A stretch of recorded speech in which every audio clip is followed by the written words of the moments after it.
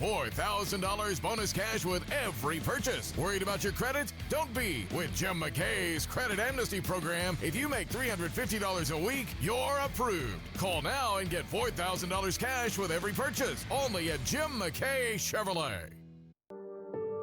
Protesters stand strong through the storms. Now they're looking to tomorrow and what could be an even bigger crowd. What you need to know if you plan to be in D.C. Plus, breaking news in this video that went viral. Do not touch her! What police just told ABC 7 News about this cyclist seen grabbing a young girl who was putting up George Floyd flyers. And 7 on Your Side gets results for a local dentist concerned about being unprepared to reopen during the pandemic. Right now at 11.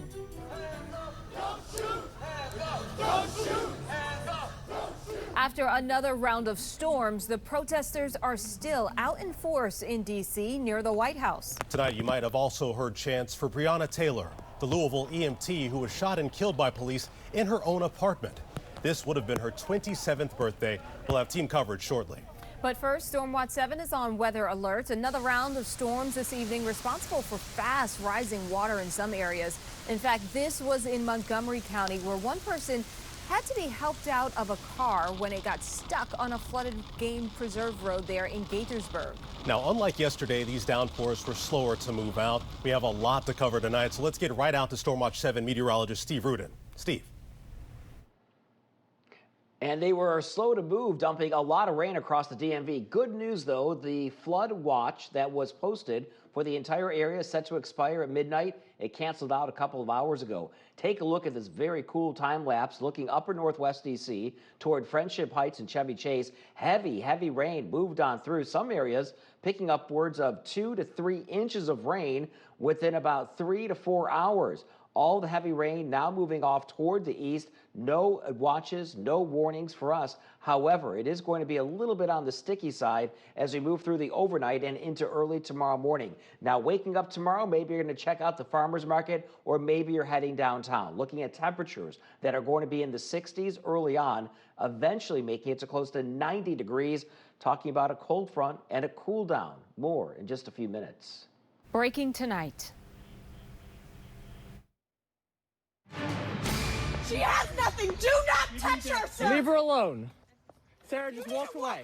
An arrest after this video seen millions of times, even shared by members of Congress. Anthony Brennan III from Kensington now faces 3 counts of second-degree assault. Video shows a man grabbing a girl who was said to have been posting Justice for George Floyd flyers on the Capitol Crescent Trail.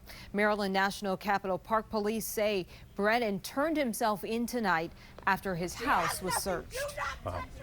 Despite the storms that arrived, a large crowd still marching in D.C. Protesters demanding justice for George Floyd and Breonna Taylor. Some were prepared with ponchos and umbrellas. Others, though, who left all of that at home, they didn't care. With soaked clothing, signs, there was no stopping this crowd. ABC 7 has team coverage tonight with Annalisa Gale on tonight's marches and Heather Graff looking ahead to tomorrow's demonstration, expected to be even larger. Yeah, let's start with Annalisa with a look at what's happening right now near the White House. Annalisa? Carl, Michelle, tonight dozens of protesters continue to chant Black Lives Matter here on the newly renamed Black Lives Matter Plaza Northwest.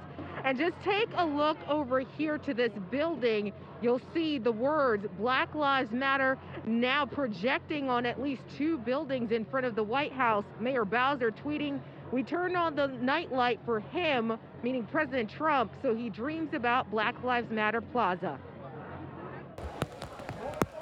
On the 8th day of protests in the district, there were signs of hope as people stood in the rain blocks away from the newly named street known as Black Lives Matter Plaza to remember Breonna Taylor, a 26-year-old Louisville EMT who was shot to death by officers as police searched her apartment. And a day after George Floyd's memorial, protesters are still using his last words to call for change. I've been out for the past few days